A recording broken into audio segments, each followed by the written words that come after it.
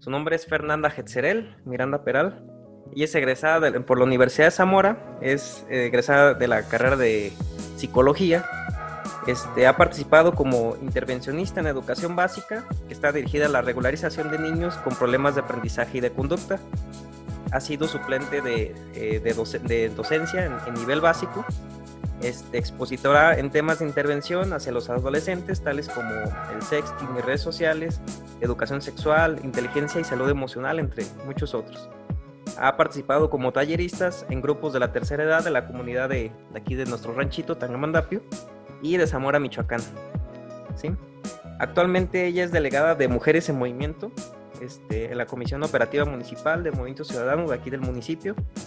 Ella imparte orientación psicológica y también actualmente es edutuber, administradora de la página Demente en Facebook e Instagram, para que le den like y la sigan. Entonces, pues nos llena de mucho orgullo tener poder congeniar con otras disciplinas de la ciencia que son importantes para todo este proceso de rehabilitación que estamos estudiando.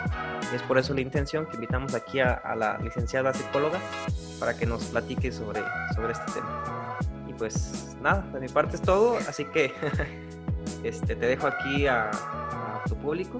Nada más les comparto la pantalla para que se pueda ver su presentación. Pues hola chicos, buena tarde. Aquí agradezco principalmente la invitación de su profesor Ricardo. El día de hoy, bueno, para mí es grato compartir este espacio con ustedes, aunque sea de forma virtual, y para así platicarles un poquito sobre lo que... ¿Está bien? Un poquito sobre la importancia que tiene la terapia psicológica y la terapia ocupacional sobre el proceso de rehabilitación de una persona a lo mejor tal vez con alguna discapacidad o deficiencia. Para comenzar, les voy a platicar un poquito sobre la dinámica que vamos a tener en esta presentación. Más que una presentación, quiero la verdad que sea más como una charla. Ya les comentaba aquí Ricardo, yo no tengo ningún problema si me llegan a interrumpir, prefiero que hagan sus dudas, aportaciones, ejemplos, lo que quieran, en el momento. Porque, por ejemplo, yo en lo personal a veces llego a posponer la pregunta que en el momento se me origina, y al dejarla hasta el final a veces a uno se le olvida. Bueno, a mí me ha pasado, no sé a ustedes. Entonces yo los invito a que en el momento preciso lo hagan, no hay ningún problema, e igual va a haber una área específica al final también para sesión de preguntas. ¿Estamos bien hasta aquí? Sí, todo bien. Sí, todo bien. Gracias. Bueno, para comenzar un poquito, referente aquí al tema de la terapia ocupacional, les voy a poner un breve ejemplo relacionado como... ¿Qué piensan ustedes cuando escuchan la palabra campo de batalla? ¿Alguien que quiera participar?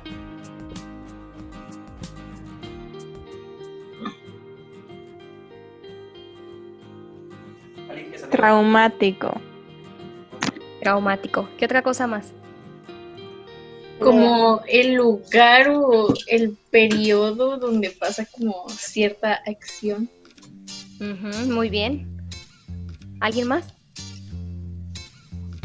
¿Personas heridas? Exacto. Todas las aportaciones que acaban de hacer son correctas. Cuando uno piensa en la palabra, en lo personal, campo de batalla, puedo pensar en misiles, cañones, armamento general y específicamente soldados, que estamos hablando de personas. Con esto me refiero a que sabemos que estas personas cuando van y se involucran en un campo de batalla, incluso pueden llegar a perder su vida, en un extremo, ¿no? Entonces voy a ponerles el ejemplo de un soldado que está ahí en la guerra y que de alguna otra forma pues sale lesionado y se tiene que llevar al área de enfermería para que esté ahí en recuperación o para que se vuelva a rehabilitar. Pues hace mucho tiempo, lo que hacían las enfermeras eran destinar alguna actividad específicamente en lo que el soldado se rehabilitaba y volvía al campo de batalla. Esto con la finalidad, pues igual, ¿no? Que estuviera ya al 100, pero hay que ser realistas en que algunos de ellos ya no podían regresar como tal, dependiendo de las condiciones en las que se encontraban. Y dentro de ello, pues de forma inconsciente se dieron cuenta las enfermeras que al destinarles alguna actividad específica que estuvieran obviamente a su alcance, podían generar una ocupación, tal vez no la ocupación a la que ellos se dedicaban como tal, y esto con la finalidad de que en realidad la no ocupación puede generar problemas mentales. ¿Vamos bien hasta aquí? Sí, todo bien. Sí, todo bien. Ok, todo bien. Pues vamos a empezar ya dando paso a esto. Esta diapositiva hace un poquito más referencias a las críticas no constructivas que se hace hacia el terapeuta ocupacional. Por ejemplo, se dice, es el de las manualidades. En realidad, el terapeuta ocupacional no hace manualidades, destina actividades que son para rehabilitar a una persona. Tenemos el que pone los juegos de niños. En este punto, seamos conscientes que, bueno, es un dilema o un paréntesis, que a veces la mayoría de las técnicas que se tienen están un poquito más ancladas al área infantil, pero no hay que limitarnos. O sea, el terapeuta no se debería de limitar a solamente a las técnicas que puedan existir, sino que se puede tomar alguna técnica que puede ser específica para la persona y reestructurarla, o sea, adaptarla al adulto en este caso. El de las fichas, decía una maestra mía, es que el terapeuta ocupacional, todos en especial, siempre ponen la técnica de las fichas, y no es así, porque también eso son cuestiones también como de ética, que yo digo que en realidad a veces por flojera, ¿no? Para no especificar algún material para cada persona, se hace fácil a veces hacer unos tantos y repartirlos a los demás pacientes por igual. Por ejemplo, en este tema de las fichas, les voy a poner el ejemplo de un adulto que tal vez sufrió algún daño cerebral y el área de lógico-matemático ya no le es funcional. Entonces, esta persona a lo mejor le dice al terapeuta, ¿sabe qué? Me gustaría a mí volver a reestructurar esta parte porque yo ya no recuerdo cómo se sumaba, cómo se restaba. Entonces, al decir eso el paciente, pues ¿qué es lo que hace el terapeuta? Puede sacar lo que es esta técnica de fichas, pero de forma adaptativa para lo que es el adulto. Y otra cosa aquí también más, que nos encontramos, por ejemplo, que a veces la familia se siente pues orgullosa, se siente satisfecha de ver que su familiar ya se está ocupando, pero en ocasiones, y siendo realistas, no le dan el sentido a la palabra como lo tiene, o sea, realmente el significado de lo que es ocupación.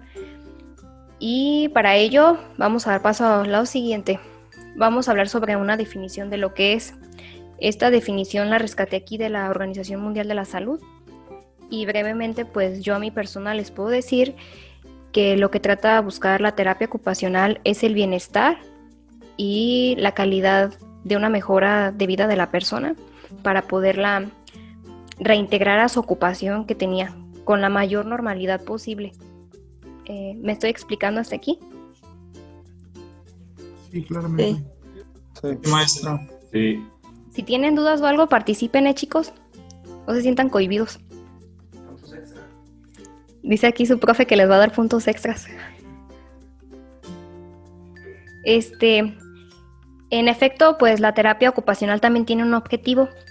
Aquí en la diapositiva dice que es permitir que las personas tengan una mejora en función, destreza y calidad de vida en sus actividades cotidianas que forman parte de la ocupación, que es lo mismo que les comentaba en la diapositiva anterior. Aquí mismo les voy a poner otro ejemplo, porque creo para mí es más fácil explicarles.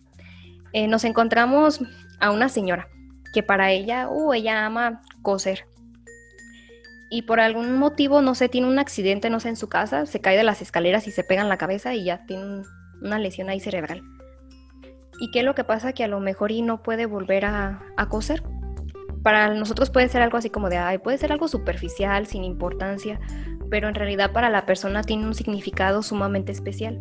Entonces, cuando la persona decide tomar terapia ocupacional, nosotros tenemos ya un objetivo principal, que es hacer que la persona pueda volver a coser. Para la persona puede tener un significado tal vez emocional, y para el terapeuta ya tiene un significado más de un sentido de coordinación, la mano con el ojo, motricidad fina o atención sostenida.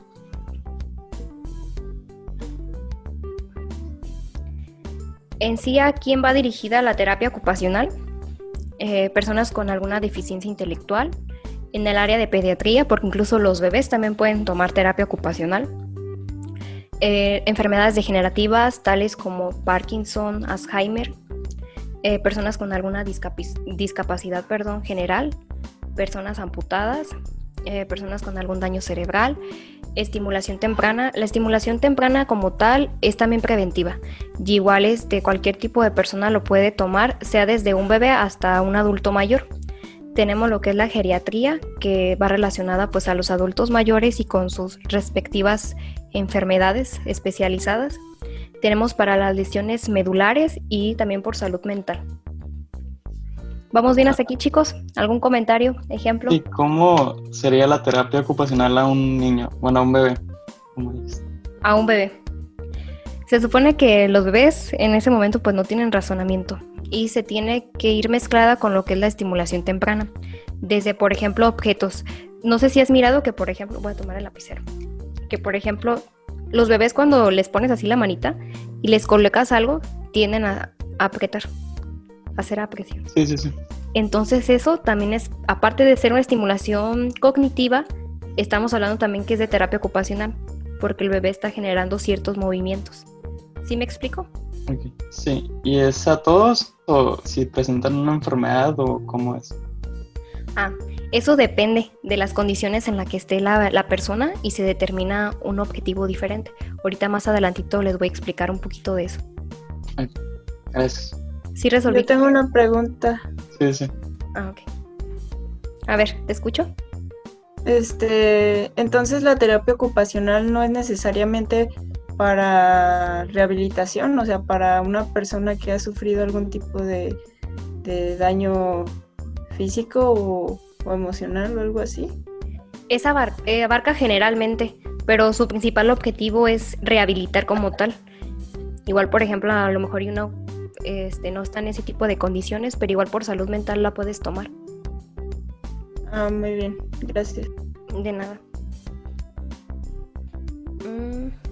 Bueno, me voy a pasar al tema que es importante también sobre cambiar el paradigma y hacer conciencia sobre esto, porque nos encontramos que cuando llegan estas personas a tomar lo que es la terapia ocupacional, se les destina, por ejemplo, a lo mejor ya en una clínica o unidad, algún número, ¿no? Que digamos, él es fulanito del 600 no sé qué. O los tomamos como los términos que tengo aquí en la diapositiva, el cliente, el usuario, el paciente, y hablando sobre alguna persona sin razonamiento o sin cultura, se les etiqueta de forma pues muy fea, la verdad, y lastimosamente como el mongolito, la persona retrasada.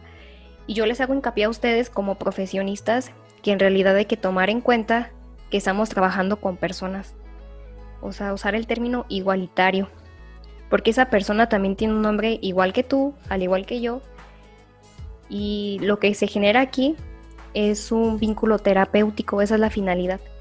O sea, familiarizarnos también con él. Me refiero a esto que, por ejemplo, si se llama Guadalupe y en su casa le dicen Lupita, igual con el permiso de la persona, tú le puedes decir Lupita y se genera ese vínculo del que les estoy comentando. Bueno, voy a pasar al tema ya de las técnicas y en esta técnica que se llama realidad virtual, ustedes tienen un papel sumamente importante. ¿Por qué motivo? Porque aquí ustedes se encargan de generar una programación. Ustedes le van a enseñar al terapeuta ocupacional qué funcionalidad tiene esto y qué objetivos tienen, incluso a utilizarlo. Porque, por ejemplo, ustedes van a decirle, mira, este botoncito es, no sé, va a estimular esta área, este otro botoncito va a estimular esta otra área. Pero en realidad, quien va a hacer todo el papel importante o donde se va a arrojar toda la información importante es para la persona que está programando, porque para el terapeuta ocupacional solamente va a haber a lo mejor información arrojada de forma superficial y no de forma tan profunda como lo que ustedes van a rescatar, porque aquí se trabajan lo que son los neuromodulares y en la psicología se utilizan los términos de estimulación cerebral y plasticidad. ¿Vamos bien hasta aquí? Sí. Estamos bien. Bueno, voy a pasar a otra técnica. Si voy rápido, díganme. Va bien. Pues sí. A ver, vamos a hablar ahora sobre la estimulación cognitiva. Yo les hacía mención de esto, que la podían tomar desde bebés hasta adultos mayores. Y esto es más que nada es como una prevención y también ayuda pues a generar un mejor desarrollo de la persona.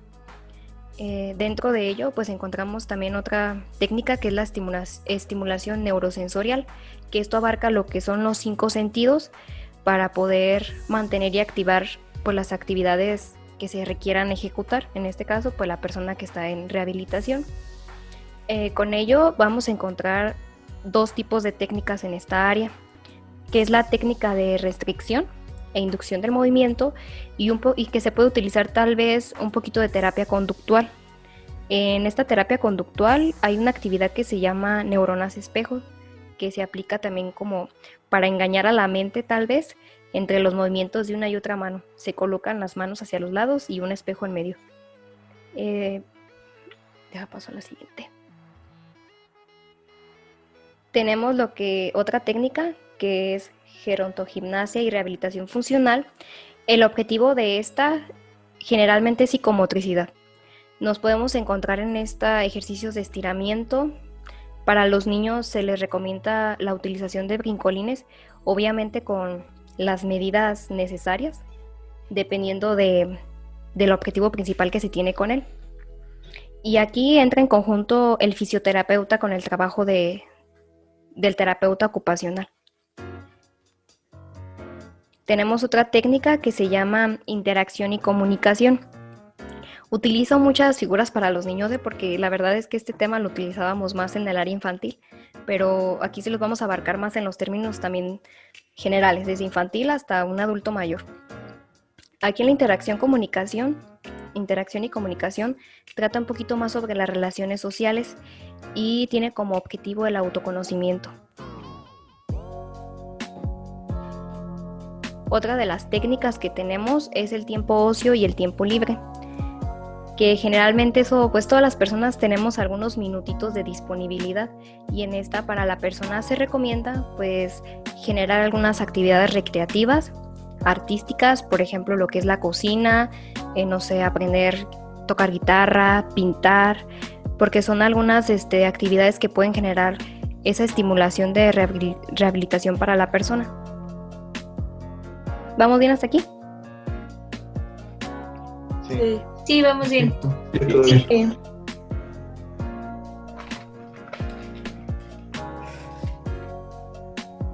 Bueno, y otra técnica que tenemos, que ya es la última, hay muchas, ¿verdad? Estas son las más básicas, es la reeducación funcional en las actividades básicas e instrumentales de la vida diaria. Por ejemplo, retomo el ejemplo de este señor que a lo mejor tuvo este daño cerebral y está mal su área de lógico-matemático, ¿no? Día al día, pues puede ir al súper, hacer compras, la tiendita de la esquina, y de alguna otra forma es una actividad funcional, porque va a estar trabajando de nuevo esa área lógico-matemático de forma inconsciente. Tenemos lo que son las actividades del día al día, como los quehaceres. Estamos hablando, por ejemplo, si te pones a barrer, a trapear o a recoger, puedes trabajar lo que es la motricidad fina y gruesa. También tenemos actividades como el vestirse. Y un ejemplo más es, digamos que a lo mejor una mano no es funcional en una persona y está aferrada a lo mejor la persona a utilizar camisas de vestir, ¿no? Y tienen sus botoncitos y todo eso. Entonces el terapeuta ocupacional le proporciona una herramienta más para que pueda llevar a cabo esa actividad, porque en ocasiones nos encontramos con personas que dicen, bueno, pues yo no tengo ningún problema, que venga a lo mejor y otra persona y que me vista. Y buscan otras soluciones bien fáciles en vez de ponerse también ellos a dar un poquito de trabajo, o sea, trabajar en sí mismos, y a veces para evitar ese tipo de situaciones andan buscando otras personas y eso pues no va a ser nada agradable para una mejoría. Y vamos a hablar sobre las características que tiene la terapia ocupacional. Principalmente tiene un objetivo, que es el objetivo general que estuvimos viendo desde el principio, y un objetivo particular. Con el objetivo particular me refiero a que cada persona con la que nos vamos a encontrar tiene algo diferente que trabajar, una ocupación diferente para poderla reintegrar. Segundo, tener un significado para la persona. No solamente el terapeuta ocupacional va a llegar y le va a decir, pues mira, toma, te pongo esta actividad, hazla y realízala y ya. Y a veces la persona se queda así como de, ¿y esto para qué o qué función tiene? Pues hay que tenerle que explicar y decir y especificar, ¿sabes? Que mira, la finalidad de esta actividad te va a servir para esto, vamos a tener estos avances, etcétera. Después tenemos lo que es la herramienta de prevención y mejora, que es como les digo, se va a seleccionar una actividad y una técnica determinada para la persona. No vamos a aplicarle lo mismo que a lo mejor ya al otro paciente, y lo mismo porque no es funcional, cada uno requiere algo en particular. Después tenemos estimular las actividades de la vida diaria, que es el ejemplo que les puse ahorita de la técnica anterior. Y por último, tiene que ser determinada por un criterio profesional.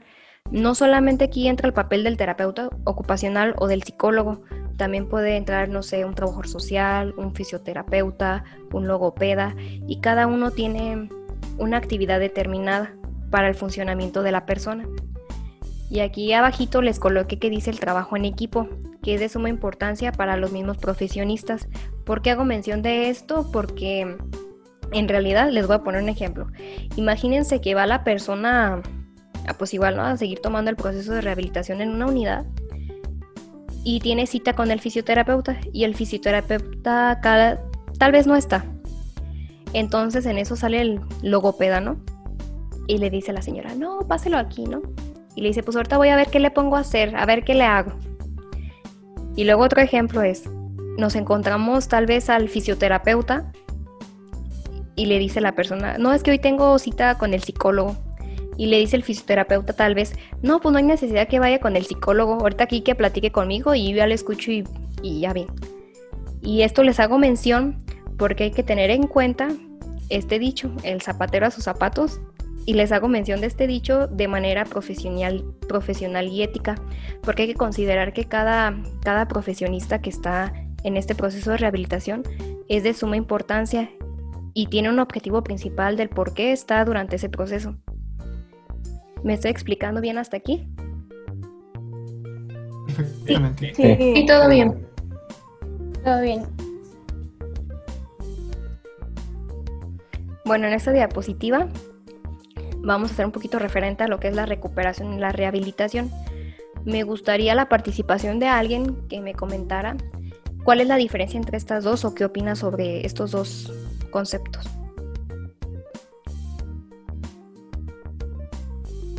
¿Alguien que quiera participar, por favor? Bueno, yo tengo entendido que la recuperación es una consecuencia de la rehabilitación y la rehabilitación pues es propiamente suya, no sé. Muy bien, gracias. Yo pensaría que la rehabilitación es como que el aprender a usar tus deficiencias para usarlas en tu vida diaria, y la recuperación es superar esas deficiencias ya volviendo a tu ritmo pues anterior, ¿no? Sí, muy bien. Muchas gracias por tu aportación. ¿Alguien más?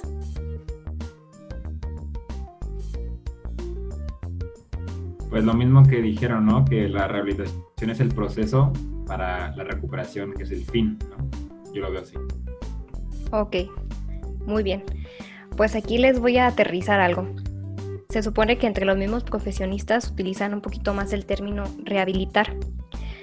Y yo no digo que la persona no se pueda recuperar, sino que esto voy a hacer un poquito hincapié en que a veces la persona no es consciente de la gravedad que tiene a lo mejor y esta parte de la rehabilitación. Por ejemplo, vamos a hablar de una persona que a lo mejor y no puede caminar, porque ustedes saben que los accidentes pueden suceder en cualquier instante y nos toma de sorpresa, la verdad, tenerte que incorporar de alguna otra forma a tu vida diaria, que a lo mejor y no va a ser de la misma manera, o tal vez sí. Y con esto quiero hacerles hincapié porque tal vez imagínense, ¿no? La persona decidió ir a rehabilitación y la persona estaba inconscientemente ya tal vez que diga, wow, pues yo en unos 4 o 6 meses ya voy a poder volver a caminar bien. Y en ocasiones a veces son falsas esperanzas, y como profesionistas no es recomendable otorgarles a lo mejor una fecha o un pronóstico como tal. Yo no digo que la persona en realidad no nos pueda sorprender, incluso hay casos de personas que nos sorprenden, que tienen un proceso genial y fabuloso, la verdad, pero en ocasiones eso de generar falsas esperanzas no es conveniente. Y con ello también les voy a decir que en realidad es que estamos hablando de una reincorporación a la normalidad. Ahora con el término y un ejemplo también de una persona que utiliza una prótesis, estamos hablando de que la persona tiene un proceso también.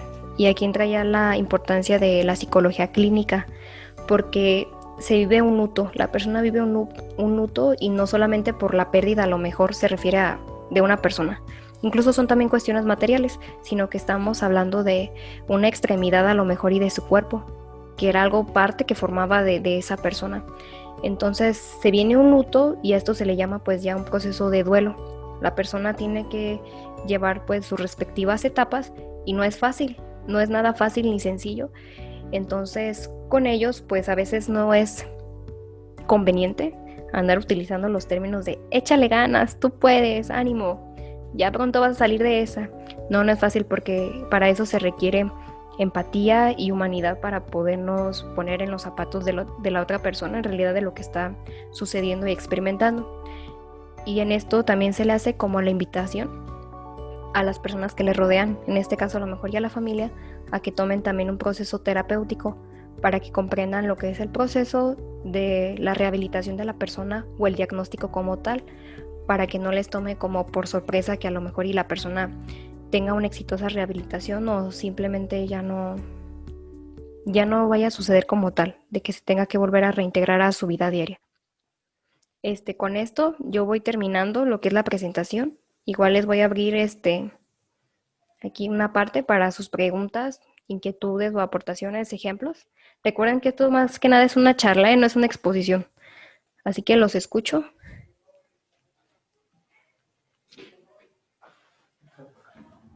Yo. A ver. Levanta la mano. Hola, profe, ya vino. Hola. No me he ido. Aquí estoy.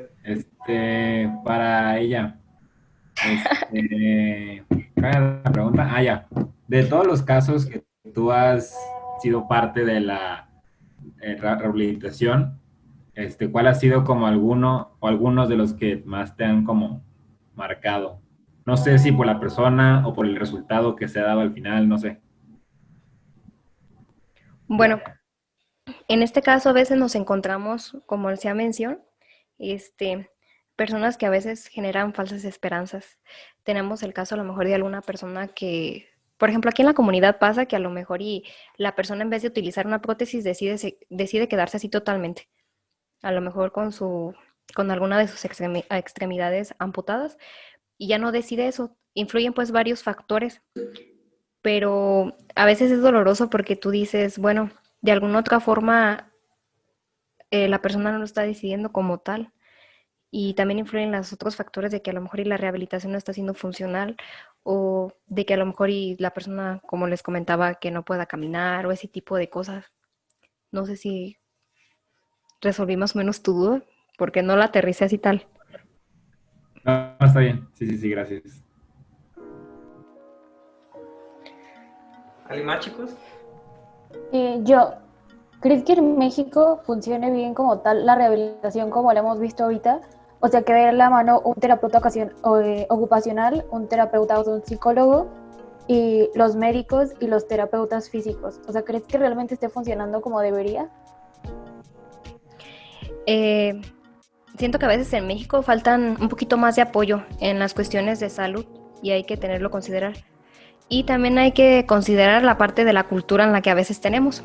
Por ejemplo, aquí en la comunidad a lo mejor una persona está en proceso de rehabilitación y nada más a lo mejor y en cuanto al alcance económico solamente tiene para tomar el proceso con un solo profesionista, cuando en realidad necesita a lo mejor y 5.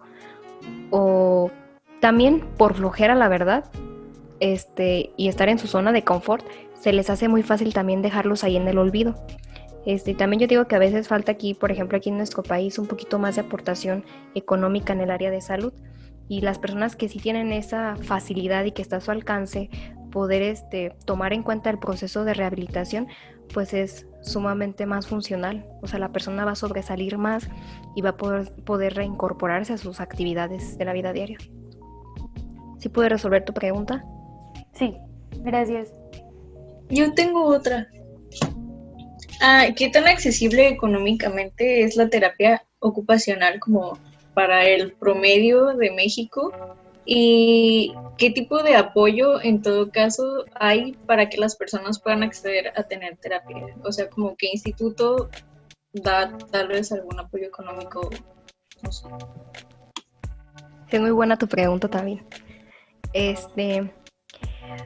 Bueno, la terapia ocupacional en realidad a veces se puede dar, por ejemplo, en los lugares públicos que tenemos. Les voy a poner otra vez el ejemplo aquí de mi comunidad.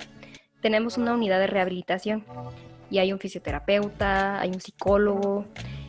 Casi siempre los más destacados ahí, a veces no se le da la importancia tampoco de la importancia que tiene el terapeuta ocupacional y el mismo psicólogo por las mismas ideologías que se tienen, por ejemplo, aquí en la comunidad, y en una ciudad es mucho más diferente.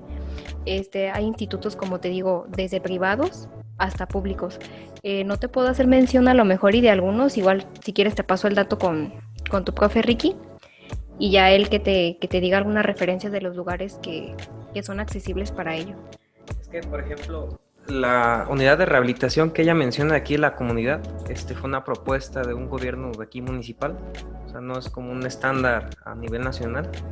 Entonces, ahí lo que se procura es que como nada más existen 2 profesionistas, y a veces ni van, me consta, pues, como que no tienen muchas aportaciones económicas ahí, y por tanto, pues, los servicios que ofrecen son bastante escasos, pero son gratuitos. Sí, o sea, que por lo menos se tiene ahí ese instrumento, sin embargo, no es necesario, como ella lo menciona. ¿Sí? Gracias. Otro comentario más. Por ejemplo, vamos a hablar un poquito más de la terapia psicológica, un poquito el ejemplo. ¿Qué es lo que pasa?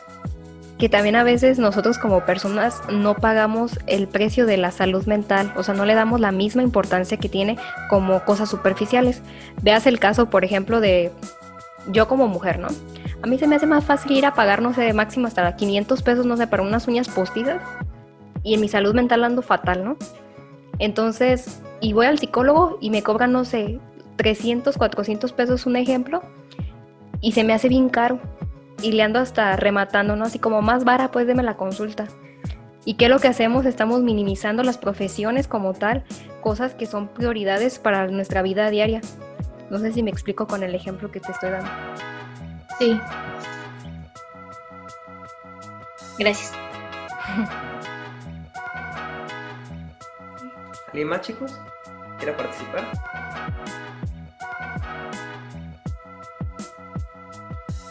No, profe. No. Ok, entonces, miren, chicos. La intención de esta plática, ¿sí me escuchan bien, verdad? Perfecto. Sí, profe. La intención de esta plática es que se den cuenta de que en este proceso de rehabilitación convergen bastantes disciplinas, que no solamente somos los biomédicos ofreciendo prótesis, ¿no? Sino que la parte más importante, como se acaban de dar cuenta, o eso espero, es que es el área psicológica. Porque como dice ella, pongamos el ejemplo que veíamos en clase, la rehabilitación de un paciente amputado. Esta persona pierde su extremidad y tiene que sufrir, eso yo no lo sabía, tiene que sufrir un proceso de duelo, de luto, ¿sí? Y no solamente se refiere, como ella dice, es que se me murió un pariente, no, pues es que se te murió la extremidad, ¿no? O sea, tienes que aceptar esa nueva realidad y es un proceso bastante, pues, complejo, bastante demandante y pues se necesita muchísima disposición del paciente para enfrentarlo, porque yo he visto situaciones en equipos de biomédicos de trabajo que se involucran en procesos de rehabilitación y solamente llegan y dicen, mira, te ofrezco la prótesis y órale, hazte bolas. No se fijan en, por ejemplo, si esa prótesis va a cubrir el aspecto psicológico de la persona. Solamente lo hacen a veces hasta por ganar dinero. Y pues ahí surge todo un problema ético y moral, ¿no? Entonces, lo que quiero que se den cuenta es que, como decía ella, hay que trabajar en equipo con todos los especialistas, ¿sí? Hay que darle la importancia a cada papel y motivar al paciente. Si, por ejemplo, recuerdan los 6 puntos que habíamos visto, ¿no? De la clase. Imagínense qué tal si el paciente pasó del punto 1 de la intervención quirúrgica al punto 6. Ya luego se metió con los biomédicos. O sea, no manches, ni siquiera ha tenido su proceso físico para decir, mira, es que el muñón sí nos va a hacer funcional para hacerle la prótesis. No se metió ni siquiera con un psicólogo para afrontar ese proceso. Pues ahí va a ser un problemón, ¿no? O sea, sí le puede funcionar bien bonito y se puede ver bien chido, pero realmente qué tan funcional es para esa persona. No sé si me doy a entender. como si ustedes llegaran con una persona que toda su vida se ha movido, no sé, en los brazos de alguien más porque no tiene piernas, y ustedes llegan bien, bien fregones y dicen, mira, te ofrezco esta silla de ruedas. Se la das, todo chido, te toma la fotito y te vas.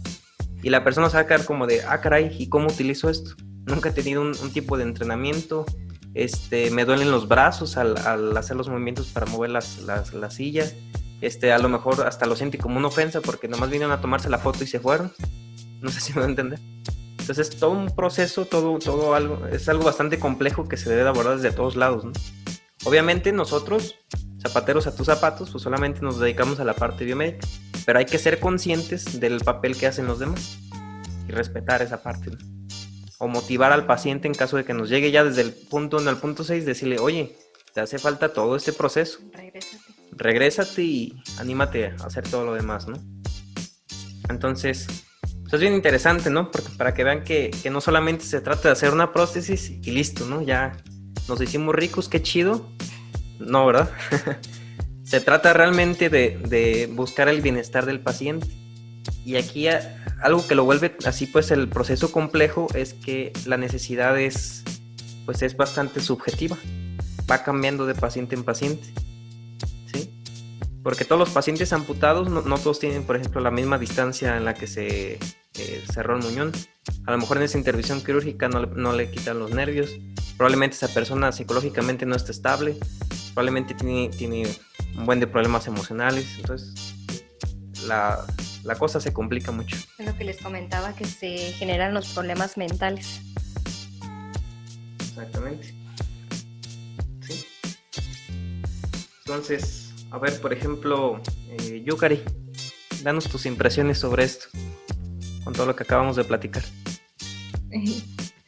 De todo el proceso que tiene que llevarse pues no sé, yo creo que sí están muy centrados, muy correctos con lo que están diciendo, porque como dices, aceptar nuevas realidades y acostumbrarse a una nueva vida, no sé, no es fácil y no cualquiera. Y a lo mejor ya hasta pueden vivir, como dices, sin una prótesis, y a lo mejor lo pueden hacer mejor y no ocupan hacer como ese gasto que a veces es como muy excesivo, ¿no? Exactamente. Sí, porque no sé si ustedes sepan que, por ejemplo, una prótesis funcional con todo y sus servomotores y microcontroladores está alrededor de los 500,000 pesos, más o menos. Entonces, o sea, seamos realistas, ¿cuántas personas pueden acceder a una tecnología de ese tipo? Pues, no muchas. No muchas, ¿verdad? O sea, la gran minoría. Entonces, y aparte es algo importante, porque he visto que chavos llegan así bien fregones, mira, te ofrezco esta prótesis y es de bajo costo, cuesta 100,000 pesos. Pues sí, en comparación con los 500, sí es una prótesis de bajo costo. Sin embargo, por ejemplo, yo me pregunto, digo, ¿realmente se necesita que sea tan costosa esa prótesis? Probablemente la persona tiene eso me ha pasado a mí, que unos compañeros desarrollaron una prótesis bien chida. Entonces, la persona tenía su muñón en la parte de la muñeca, pero podía hacer este movimiento, o sea, como un pedacito como por aquí, y podía hacer esto. Y ellos pues decían, no, es que necesita su prótesis electrónica y toda la cosa, ¿no? Dije, órale, está chido, ¿no? ¿En cuánto va a salir todo? No, pues le vamos a cobrar como 100,000 pesos. Y yo como, uy. Y digo, oigan, ¿sí se dan cuenta que su paciente es de escasos recursos, que no tiene esas posibilidades económicas? No, sí, pero vamos a ver cómo nos puede pagar y así. O sea, ellos se enfocaban más bien en el dinero, más bien en vez de apoyarlo, ¿saben? Y pues obviamente las cosas no se pueden hacer solamente por amor, porque pues no podemos vivir de amor también, ¿sí? Sin embargo, ¿perdón? ¿Por qué se les da ese precio tan elevado en ese tipo de prótesis?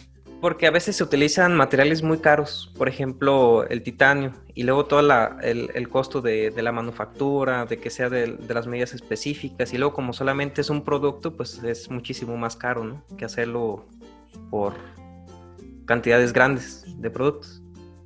Y aparte, en este mismo ejemplo se los pongo porque realmente la persona solamente podría tener una prótesis impresa en 3D que fuera mecánica. ¿A qué me refiero con esto? Que solamente que al mover esto se jalen unos hilos y se cierre la mano y listo. Y esa prótesis les puede costar, ¿qué? Cuando mucho, unos 1,000 pesos. y estoy hablando exagerado, ¿no? Puede salir como póngale unos 200 pesos de impresión, que le quieras cobrar el doble por el diseño y el tiempo, unos 400, 500 pesos. ¿Se fijan cómo se reducen los costos así, pues, mucho, ¿no? Sí, es adaptarnos a las necesidades de la persona y las capacidades que tiene para hacer esos gastos o no hacerlos. Exactamente. Es como, por ejemplo, me hicieron recordar que a veces decían que en las cuestiones terapéuticas, a veces buscamos que el paciente se adapte a las técnicas y a la forma de trabajar del terapeuta. Y no es así. Rectifico lo que tú dices. En realidad, todo profesionista se debe adaptar a las necesidades de la otra persona. Exactamente. O sea, por eso se habla de cuestiones. Ella nos platica mucho porque su formación como psicóloga, hay, por ejemplo, muchas corrientes en psicología. Y en su caso, ella es de la corriente humanista. Entonces, es una visión bastante bonita porque, pues, como lo dice, ¿no? Hay que ser humanos. ¿Qué quiere decir eso? Que seamos empáticos, que seamos solidarios, que nos enfoquemos más bien en ayudar en vez de hacernos ricos y otros propósitos X, ¿no? Porque realmente ahí lo que importa es, como ahí sí estamos en intervención directa con la vida del paciente, pues hay que apoyarlo lo más que se pueda, ¿no? No fregarlo. Porque qué chido, ya tiene su prótesis de $500,000, pero está endeudado de por vida, ¿no? Y luego al rato hasta los demandan y cosas así, pues eso no es ayuda de nada. Sí. Pero bueno, esos son otro tipo de cuestiones, ¿no? Entonces, pues sí, chicos, como les decía, la intención era eso, que vieran todas estas disciplinas que están convergiendo. Aquí nuestra compañera Hetzerel nos comenta pues que la psicología tiene un papel fundamental, incluso más que nosotros, ¿sí? Por esas cuestiones, porque lo psicológico está desde el principio, incluso desde antes de que suceda el accidente, ¿no? Si es ese ejemplo específico. ¿Sí me doy a entender? Sí. Sí, profe. ¿Tienen algún comentario, muchachos? ¿Alguna duda? Retroalimentación. Si les quedamos bien, tal vez no.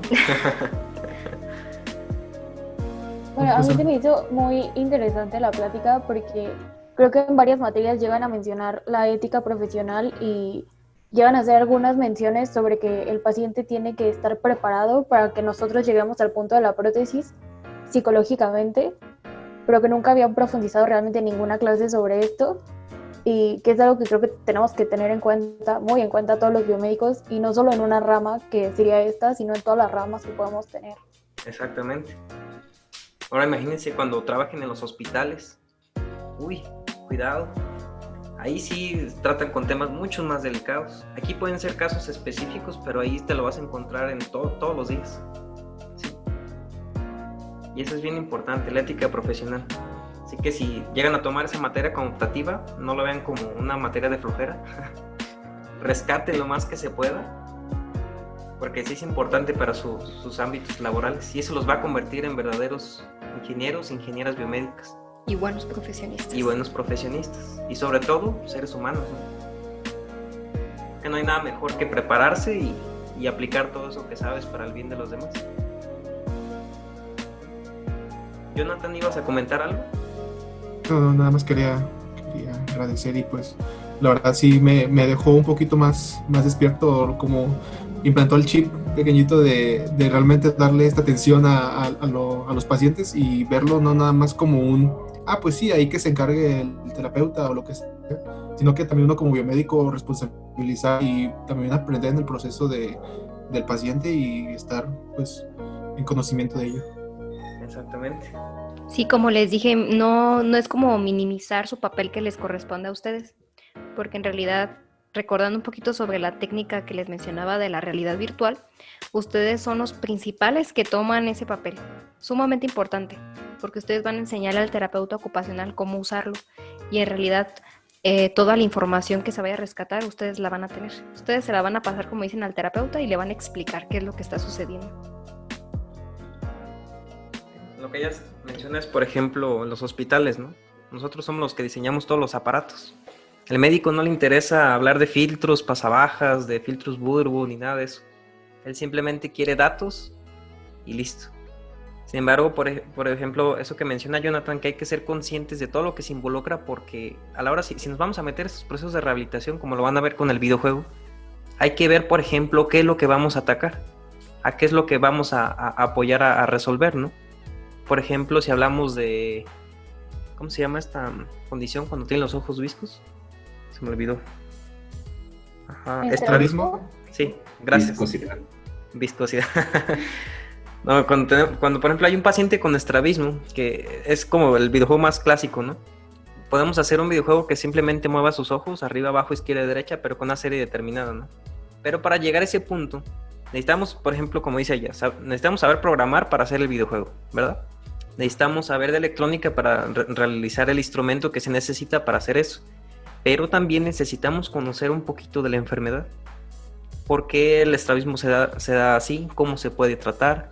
Y también, por ejemplo, la cuestión psicológica, que esa es una parte importante que lo vamos a ver también en los videojuegos, que es que, les pongo este ejemplo, un niño que no puede caminar en el CRIT, por ejemplo, va y toma su rehabilitación física, les ponen un exoesqueleto para mover las patitas, y hagan de cuenta que les ponen una pantalla, un monitor, donde se va a dibujar una carita feliz.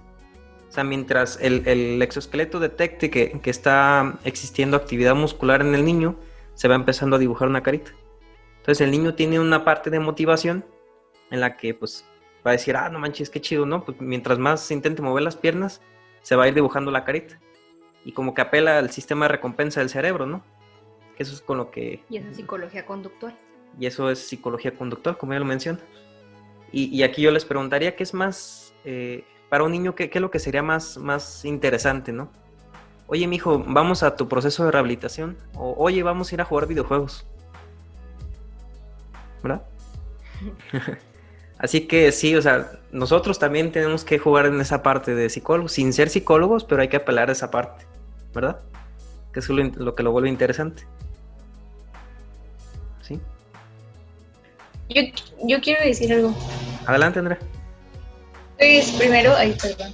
Muchas gracias por tomarte el tiempo de venir y platicar con nosotros y también por darle ese espacio a que tengamos como otras perspectivas, porque así como también dijeron Aranza y Jonathan, pues a veces como que siento que por esta parte de la ingeniería y como de todo lo tecnológico tendemos a olvidarnos un poco como de esa parte humana y que seguimos siendo, además de ingenieros, o sea, somos personas, somos parte de una comunidad y pues siempre es súper importante mantenernos en contacto con esa parte de la empatía y del humanismo y pues está muy cool que le des ese espacio y gracias. Gracias por ese comentario, André. Y es que sí, fíjense, porque a veces los ingenieros solamente nos dedicamos a estar ahí en el taller, arreglando las máquinas y listo, ¿no? Y a veces nos desconectamos de esa parte de interactuar con las personas, de hablar, de saludar, de buscarles generar esa felicidad, ¿no? Y por eso a veces los ingenieros estamos solteros, ¿no? Por lo mismo. No sabemos relacionarnos con los demás. Creo que tiene que ir a terapia psicológica también. Probablemente. Así es. Dani, ¿vas a comentar algo? No, profe, lo mismo que Andrea, que gracias por traer a más personas y pues ya estuviera haciendo un podcast acá más chido, más gente. Eso. Pues sí, tenemos nuestro buen público, ¿no? 39 personas. No, pues aquí la intención es cambiarles el chip, como decía Jonathan, ¿no? Sembrarles esa semillita de cambiarles su paradigma, ¿no? Para que vean que sí somos importantes, pero también hay otras cosas que son importantes y hay que prestarles atención. ¿Sale? Yo les quiero agradecer a ustedes, chicos, por darse el tiempo, por su paciencia, por sus preguntas, que se las voy a remunerar. Así que, pues muchas gracias. No sé si tengan algún otro comentario, alguna pregunta, una sugerencia. A ella, a la psicóloga Hetzerel, ella tiene una página en Facebook que se llama Demente, que justamente trata sobre temas psicológicos. Por si les interesa, pueden seguirla por Facebook, por Instagram y después pues ya por YouTube, ¿no? Porque ya se comienzan los videos. ¿Sale? Yo tengo una pregunta para ella, quizás un poquito más personal acerca de, más bien, ¿por qué fue que te interesaste tú en esta área de la terapia ocupacional? ¿O cómo fue que llegaste a interesarte en esto de la rehabilitación? Bueno, en esta área, por acá. Bueno, sabes, estaba pensando justamente cuando me preguntaban en la escuela, ¿por qué estás estudiando psicología?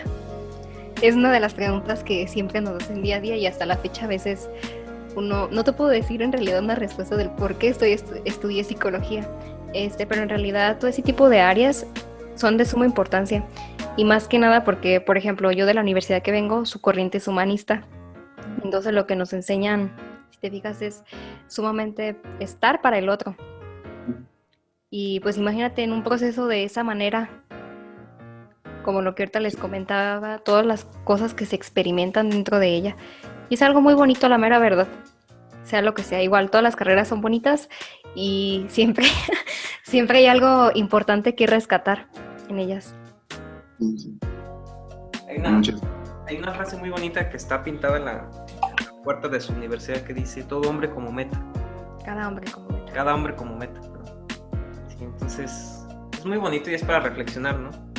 Quiero que también nosotros como biomédicos tengamos a nuestros pacientes como meta, ¿sí? Buscando siempre su bienestar. Yo, por ejemplo, yo les preguntaría, a ver, ¿por qué estudiaron biomédica? A ver, Manuel, ¿por qué estudiaste biomédica? No sé. Pues tú, no sé tampoco, no es cierto. Pues en un principio quería hacer trámites a medicina, de hecho lo hice, y mi profe de los cursos para el examen es biomédico, bueno, estaba estudiando biomédica. Entonces me platicó, yo no conocía la carrera, la verdad, porque toda mi vida era como, quiero ser doctor. Me dice, ¿por qué quieres ser doctor? Pues, quiero ser doctor. Pero ya cuando me comenzó a platicar de la carrera, de cómo era y cómo convergían estas dos disciplinas, pues se me hizo muy interesante, la verdad. Cambió mucho de lo que yo esperaba de la carrera, pero creo que me terminó gustando más lo que estoy viendo ahorita que lo que yo esperaba, entonces está padre. Y más viendo cosas como estas que la verdad no me esperaba ver en alguna materia de la carrera, como lo que estoy viendo ahorita, todo lo de la rehabilitación, toda esta parte humanista que creo que es como muy importante, no solamente pues como biomédicos, sino como personas, tener cierta inteligencia emocional y cierta empatía con las personas y así. Entonces esta también se me hace muy padre, pues, y es lo que estoy encontrando el gusto. Eso es lo importante. No, pues muy bien, chicos. ¿Gustavo, qué quieres agregar? ¿Algo que quiera agregar?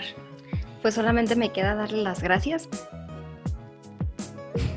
Darle las gracias por estar aquí compartiendo este espacio. Darle las gracias a su profe Ricardo, también por la invitación. Ay, me pude haber puesto un poquito nerviosa, así que ahí me han de disculpar. Pero más que nada sí, hay que tener en cuenta siempre que estamos trabajando con personas.